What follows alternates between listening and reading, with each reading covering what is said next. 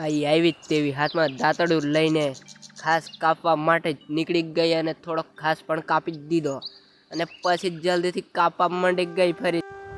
Hello guys, તો કેમ છો બધા? હું છું રાજેન્દ્ર રાઠવા અને તમારું સ્વાગત છે અમારા બ્લોગમાં. તો તમે આવી રીતે જોડાયેલા રહો.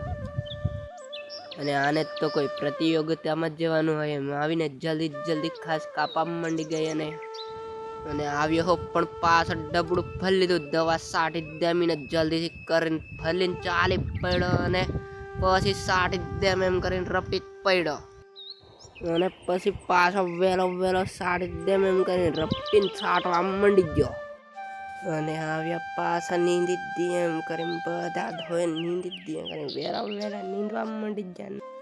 અને પછી અર્જુન માં રૂદો આવી ગયા હેઠા હાવ નીંદવા નહીં લાગતો કરીને નદીમાં ફાવવા જઈએ એમ કરીને હેઠા જ આવી ગયા. પછી તો આયો એક્શન કરવા મંડી ગયો, જાણે ફોટા પાડતા હોય એમને આયો ખણો ફાવેલા.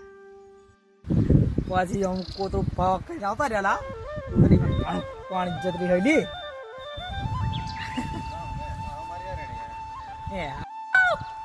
અને પછી આયો મોરનો અવાજ કાઢવા મંડી ગયો. અને આ છે અમારા ગામની બહાર આવેલું તળાવ, જેમાં હમણાં વરસાદ પડવાથી પાણી પણ બહુ ભરાઈ ગયેલું છે.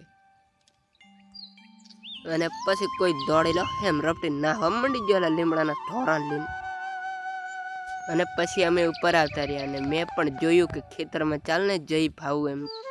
અને જ્યારે મેં બહાર નીકળ્યો ત્યારે તો મારા ચંપલ પણ બહુ ખરાબ થઈ ગયા.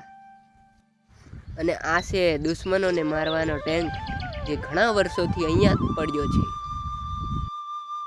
અને પછી આવ્યો હો મેં કેવો દેખામ કેવા ને એમ કરીને વિડીયો બનાવવા મંડી ગયો અને પાછો હાથ કેવા ઊંચા કરેલા